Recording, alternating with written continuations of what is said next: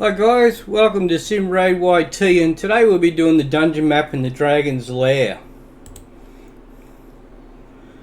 Now with the Dragon's Lair, it gives you simple and you can get speed and lifesteal sets, some of the most important sets in the game.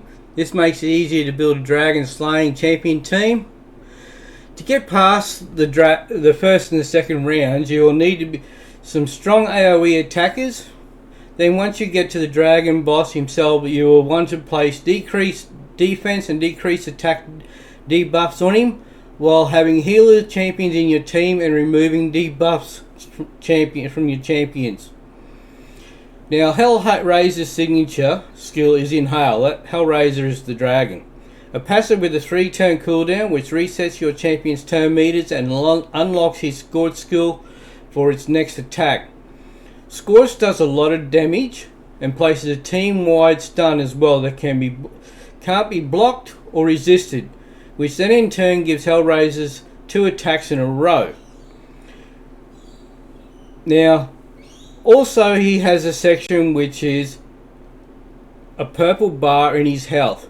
If you can deal that amount of damage of that purple health bar before his next turn, his Scorch will be in lockdown again.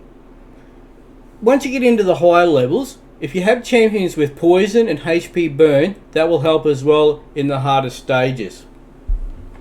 But before we get underway, I want to show, I'm only a low level player. So we'll show the Great Hall to show you where I'm at. So my videos are going to help out low level players as myself, mid-range players, so you can see you don't need to have your Great Hall and everything maxed out. As long as you've got some of it done, you know, work on your accuracies. That's the most important, because that'll help your champions get their skills away. Now with accuracy, it works like, okay, level 1, as long as you have 10 accuracy, you've got a great chance of getting your skills away. At level 10, if you have 100 accuracy, okay, you're pretty good, and so on. You know, level 20, you want 200 accuracy. Now the champions I'll be using in the game will be Mother Sabelli. Now the reason I use Mother Sabelli is she's got speed, so you want to have a lot of speed in your team. So try to put a champion up front who has a speed boost, and she has a speed boost of 24%, so that's going to benefit my other players as well in the group. You can see I've got to build out with a lot of speed, so around the 250 mark in speed. As you can see, speed here and resilience, HP, defense to give her that extra boost. Now her skills are Mask of Dread. Attacks all enemies, has a 25% chance of placing a 30% decreased speed debuff for 2 turns. So if she can get that skill away, that's going to slow down the enemy as well and getting chances to attack you as well. Also, this fills the champion's turn meter by 15%. Now I have her booked out, so that's why she gains the additional damage and buffs and chances here. Now her Soul Shepherd is the best move for my other champions. It places a revive on death buff and a 60% increased defense buff on allies for 2 turns. And I booked that down so it comes down to 3 turns. Uncanny Treasury. Swaps HP with an ally. If there's a champion HP is equal to higher than the target's after the swap, fills the champion's turn meter by 40%. Places a 30% increased speed buff on this champion for 2 turns.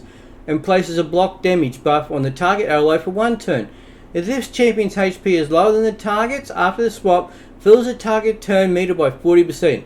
Places a 30% increased speed buff on them for 2 turns, and places a block damage buff on this champion for 1 turn. Also places 2 15% continuous heal buffs on this champion for 1 turn. So as she gets increased speed, block damage, continuous heal, and it's on 3 turns. This is another fantastic thing. So if one of your nukers, that's a hard hitting champions you've got in your team, it's nearly about, you know, die low on health, use this, swap it over, that gives all them the health from Mother Sabelli to the other champion, and she takes the buff here so she can't be damaged for a couple turns. The Great Walker, so if she fully heals the ally with the lowest HP whenever this champion is killed. But you really hope that she doesn't get killed. You want to keep her alive so she's there to benefit those other champions. For her masteries, I have her set up in offensive gear. She's got crit rate, increases damage inflicted by 5% when attacking with 50% HP or less. Life Drinker heals by 5% of damage inflicted when attacking with 50% HP or less. Required rank is 3-star. Increases damage inflicted to targets with less than 40% HP by 8%. That's a single out. Bring It Down. Increases damage inflicted by 6% when attacking targets with higher max HP. Increases damage inflicted by this champion's default skill by 2% each time it is used during battle. Stacks across each round in a battle up to 10%. And then I have her in War Master. Has a 60% chance of inflicting bonus damage when attacking. Bonus damage is equal to 10% of the target's champion's max HP or 4% of the target's max HP when attacking bosses. Bonus damage can only occur once per skill and does not count as an extra hit. Damage is based on enemy max HP. So in defense side, we have gives extra defense there. Decrease the damage received by this champion by 8% when this champion is hit with a critical hit. Heals this champion by 10% of their max HP when they kill an enemy target. Cooldown 1 turn. Reduces the damage this champion receives from a specific enemy by 0.75% with each hit taken from that enemy. Damage reduction stacks up to 6% for each enemy. Has a 60% chance of placing a leech debuff for 1 turn when placing stun, sleep, fear, true fear, freeze, petrification debuffs.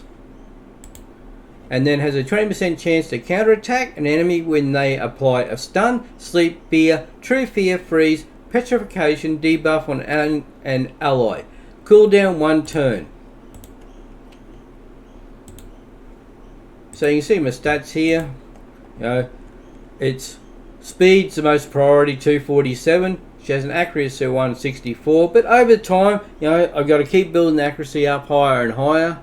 So that's the idea when getting the dragon. Once you can get into the higher levels of the dragon to get 4, 5, 6-star gear. Another champion we'll be using here is AOX. Now AOX, he has the benefit of he can do healing to your other champions as well, to your nukers, to help keep them alive. I have him at just over 200 speed, so it makes it, he's faster in the team. Give him the extra turns as well. His crit rate is over 100%, only needed 100%, but I just don't have the right equipment at the moment to be able to give it 100% and put some extras like accuracy here. I have him over 200, so he's pretty good, so he should be right to about level 20. But his most important is his skills. He attacks one enemy 2 times. Each hit has a 10% chance of placing a 5% poison debuff for 2 turns. Damage is based on attack, but this is the one, Law of Restoration. Attacks one enemy, heals all allies with 10% of their max HP. So this is AOX's best move. This is where you're wanting to prioritize his skills to. Heals each ally for an extra 2.5% for each debuff on this target. So with his books he gets the additional damage, heals and a cooldown back to 3 turns. The Weight of Aeons. Places a 50% decreased attack debuff on all enemies for 2 turns. Also has a 75% chance of decreasing enemy turn meter by 20%. Places a 30% decreased critical rate debuff on the target for 2 turns if they have 50% or more turn meter after the turn meter decrease. Decrease attack, decrease critical rate, and with his books brings him back to 3 turns. Steward of Time increases the duration of 2 random debuffs on the attacker by 1 turn when attack occurs once per hit. His masteries, we have him set up in offensive and support. So we just make these quick. Crit rate of 5% extra, crit damage an extra 10%. Increases damage inflicted by 5%. Increases damage inflicted to targets with less than 40% HP. Holds by 5% of damage inflicted when attacking with 50% HP or less. It increases damage inflicted by 6% when attacking targets with higher max HP. Increases damage inflicted by this champion's default skill by 2% each time it is used during battle. Stacks across each round in a battle up to 10%. And then we have him in War Master. We could have put him in defense. It wasn't so much him doing attack to do damage here. He's more here just to heal and help with our other nukers to keep him alive. And then we have the support, accuracy, where increases accuracy by 20 when this champion has no skills and cooldown. The Swarm Smitter increases accuracy. Increases the base stat set bonus of all artifact sets to increase base stat by 15%. This increases multi-active, not additive. Decreases the target turn meter when this champion hits them with the default skill for the first time. Decreases the turn meter by 20% with a single target skills and 5% with AoE skills. Occurs once per target. Increases the chance of placing any debuff from skills or attacks by 5%. It will not increase the chance of placing stun, sleep, freeze, fear, true fear, provoke, and petrification debuffs. Master Hexer has a 30% chance to extend the duration of any debuff cast by this champion by 1 turn. It will not extend stun, sleep, freeze, provoke, fear, true fear, bomb, or petrification debuffs. And his total stats, we have him at 202 speed, so he'll go second in the team. Mother Sibeli will go first, then AOX, and then we'll have our nukers come in behind. His crit rate's 124, so over time we'll get that back to about 100% and try to give him some extra damage or speed and accuracy. And as you see, the Great Hall, as we keep increasing our Great Hall, these stats here will improve as well. Our next champion will be one of our nukers, which is Solus. Now, Solus, we have him in some perception, which gives him the additional accuracy and speed, and we have him in speed as well.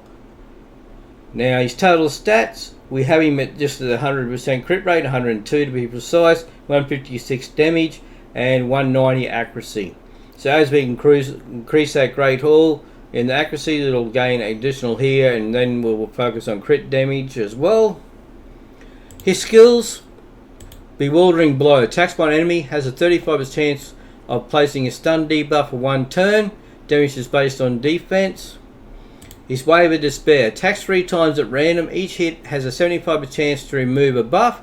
Places a provoke debuff for 1 turn if a buff is removed. Damage is based on defense. Reign of Terror. Attacks all enemies. Increases the duration of all debuffs on each target by 1. Then places a provoke debuff on all enemies for 1 turn. Places a shield buff on this champion for 2 turns equal to 30% of the damage inflicted. Damage increases by 10% for each debuff on the target. Damage is based on defense, so he has the shield and provoke, and you get the additional with the books, brings him back down to 4 turns. And then his Aurora skill increases ally defense and faction crips by 44%. That's if you're going to put him in the lead. Now the masteries here, we're in offensive gear and defense. The offense, we have crit rate, crit damage, increases damage inflicted to targets with less than 40% HP by 8%. Increases damage inflicted by 6% when attacking targets with higher max HP. Increases damage inflicted by 6% in the arena and 3% in all other locations for each enemy killed by this champion in battle. Stacks across each round in battle up to 12%. That's on the kill streak. And then we have him has a 50% chance of ignoring 25% of the target's defense. For skills that ignore defense, this 25% is addition to the amount ignored in the skill. We have increases damage inflicted by 8% for the first hit on each enemy, and increases damage inflicted to targets with stun, sleep, fear, true fear, freeze, petrification debuffs by 12%. In our defense, we have him with additional defense of 75. Decreases damage received from AoE attacks by 5%. Has a 50% chance to remove 1 random debuff from this champion when they lose 25% of their max HP or more from a single enemy skill. Reduces the damage this champion receives from a specific enemy by 0.75% with each hit taken from that enemy. Damage reduction stacks up to 6% for each enemy. Has a 50% chance to counter attack when this champion loses 25% max of their max HP or more from a single enemy skill, and has a 20% chance to counterattack an enemy when they apply a stun, sleep, fear, true fear, freeze, petrification debuff on an ally. Cooldown 1 turn. As you can see here, our total stats, crit rate is 102, speed 191, so this is what I'm saying, we have Mother Sibeli as a lead, AOX will come in second, and then we'll start smashing with our Our champions after that, critical damage 156 and accuracy of 190. So with 190 accuracy, he'll be good up to level 18, 19 at this stage. Our next champion we'll have in the team will be Royal Guard. Now Royal Guard at the moment, you can see I haven't really got him in sets or anything. He's only in perception to give him the accuracy and this little bit of extra speed. His speed is around the 191.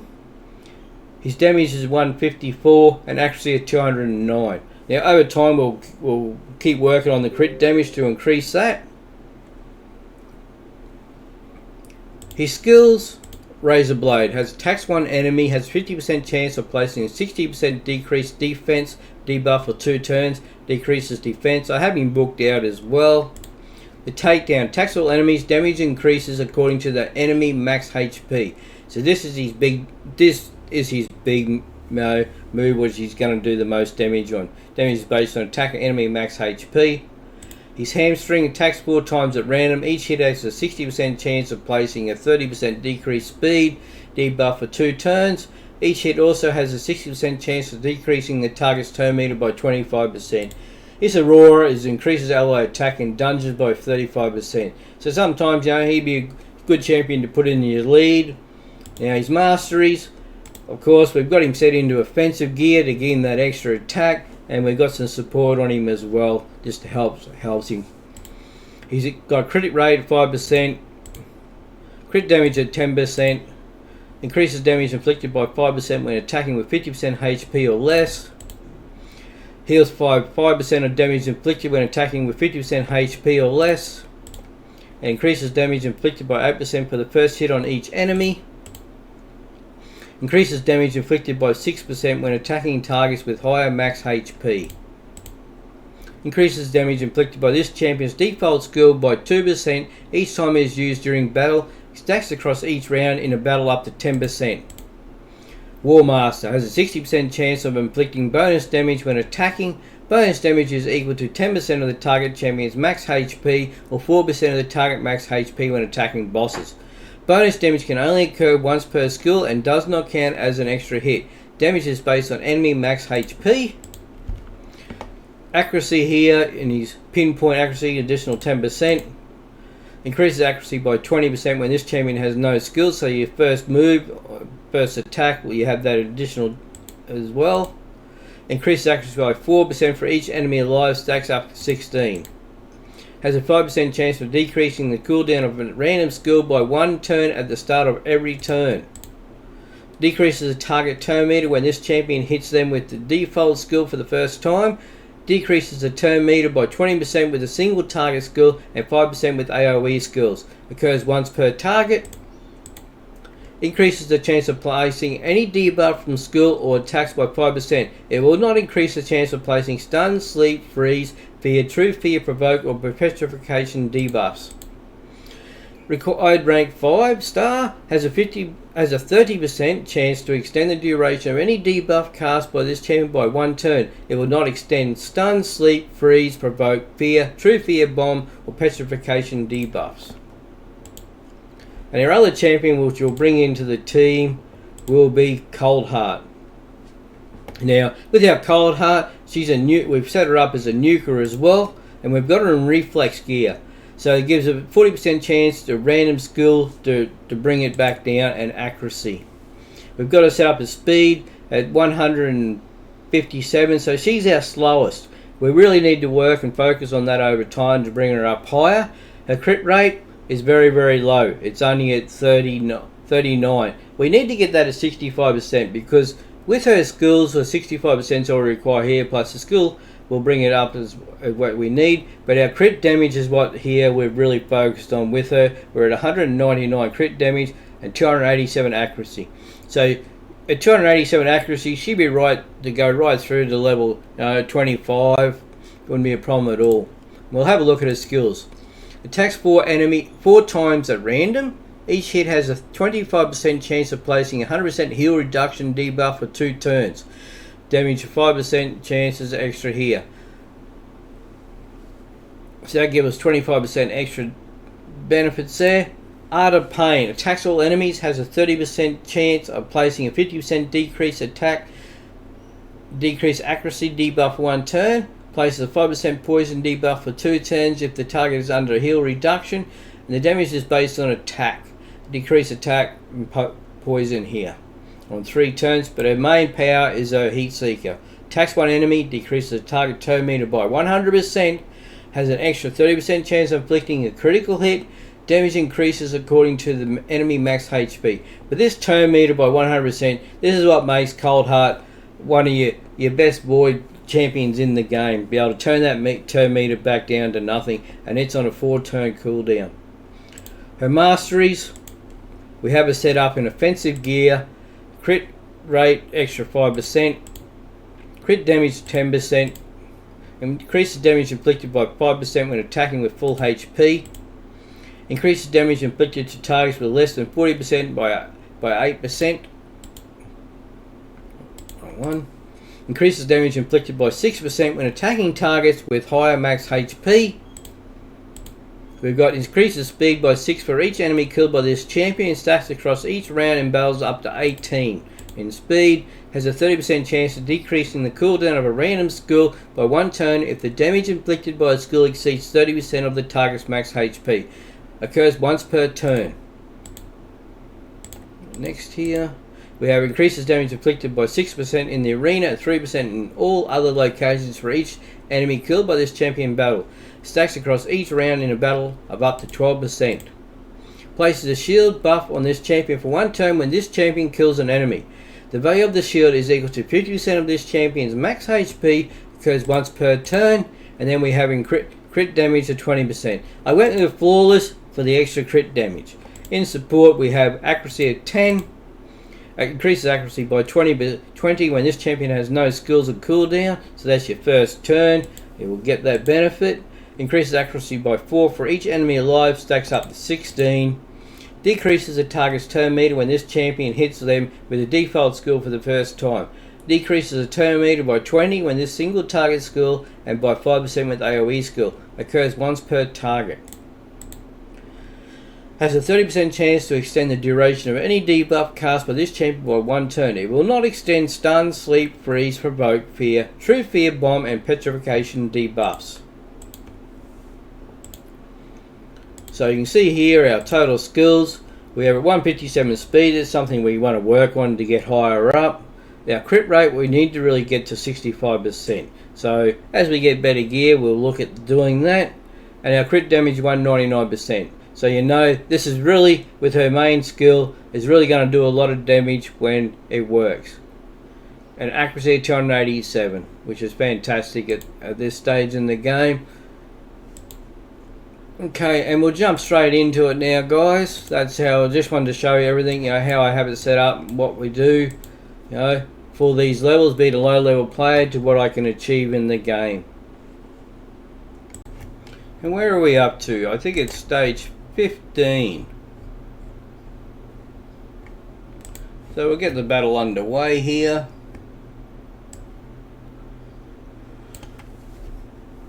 Try to get past the first and second rounds. That's the most important with your champions you're using. The dragon himself's not too hard to beat. I've got my couple nukers and healers and Mother Cybele there for the speed. But yeah, it's mostly just having that accuracy, the critical damage on the nukers to do as much damage as fast as possible. The Hellraiser himself, that's the dragon, he does a lot of damage and places your team in a wide stun as well. They can't be blocked or resisted. And just remember when he marks purple in his colour on his health bar, if you can do the amount of damage what that purple is and that colour before his next turn, his Scorch will get locked down, so he won't be able to use his Scorch ability again on the next turn. Once you get into these higher levels, if you do have champions which can give poisons and HP burns, they're a benefit to use that as well, because each turn the dragon takes, it'll do damage to him. You know, that'll just make it a bit easier on those higher levels if you have those champions which can do that. As you can see, we're getting a couple critical hits off here with our nukers. Soul Shepherd there from Mother Cybele. That's just in case any of the champion did die on the next turn, they'd be taken care of. What have we got here? We've got a 5-star lifesteal. Well, it's crit rate, crit damage and accuracy, so that's actually, you know, something I will keep for this time. Okay guys, and that was the Dragon's Lair stage 15. And thank you, we'll see you on the next one.